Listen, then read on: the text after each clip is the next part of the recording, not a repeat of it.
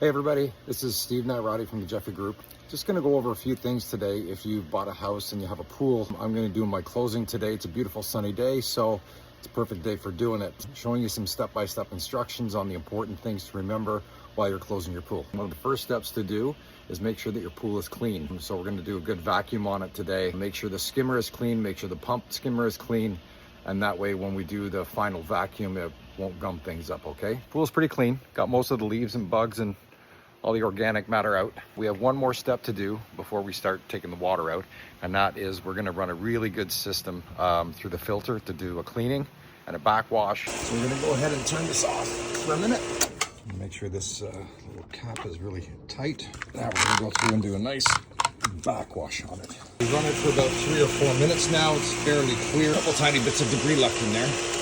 So now what we'll do is we'll go and we'll do the recirculate. And then from there, we'll do about a minute or so, and then we'll rinse it for another minute or so, and then we'll do the next step. Just before we do the waste, we're going to just clean the pump skimmer one more time to make sure it's clean, and then we'll start just getting rid of all the water. So now we're in the process of getting the water out of the pool. Also wanted to share with you guys a little trick that I use if you don't have a submersible. I've got my vacuum line over there. It's separate from the intake line over there. What I'll do is I'll just plug off the skimmer line, and then I'll continue to draw the water out through the vacuum line, and I have the vacuum set over there in the shallow end. So this way I'll be able to get all the water out that I need without using a submersible pump. If you want to do that, or if you have a submersible pump, that might just do it a little bit quicker. We're down below the jets, so what I'm going to start doing is taking the nozzles out and start preparing everything to drain all the lines. Like, this is one of the most important things you can do.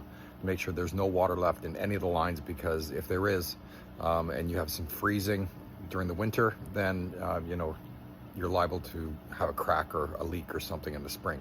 So this is one of the most important parts. So you got to make sure that all the water's out of the lines, then you plug them up good. You got to prep the caps, like this cap here, with new Teflon to make sure that everything's watertight, and you've got these little guys here for the filter as well. We're at our water line now where we can start to drain all the water out of the whole system here. We're going to drain the lines from the filter here, from the sand filter, and also from the pump. And I also have a chlorinator, which I'm just going to disconnect altogether, and then we're going to start to push the water out. Well, I've got this 2.5 horsepower shop back here. It'll vacuum as well as blow out air. What I'm going to do is start from the opposite side of the pool over there, and I'm just going to start blowing the lines out. What I've done is I've kind of made a custom hose. So on the one end is this one, which goes right into the vacuum there. I taped it together with one of the lines that go for the pool.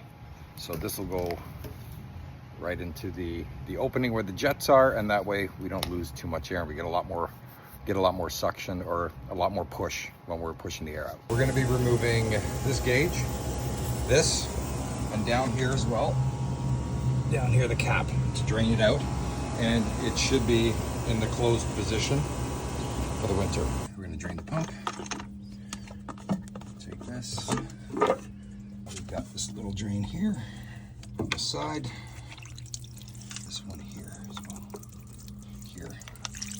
There we go. Just want to show you what you should be listening for. Throughout all the jets, you can hear air passage through all of them, so there's no water obstruction. So even if there's a tiny little bit of water left in there that does freeze, then it's not going to fill up the pipe and burst it. It has room to expand.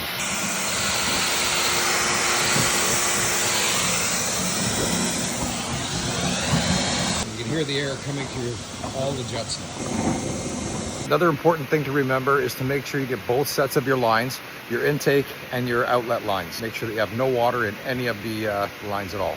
Okay, well, I think that's pretty much going to wrap it up. Then all you have to do is get your chemicals, put the chemicals in for the winterization, and then put your cover on. All right, so good luck with it. Hope this was helpful to you, and if I left anything out, just leave me a comment. Thank you.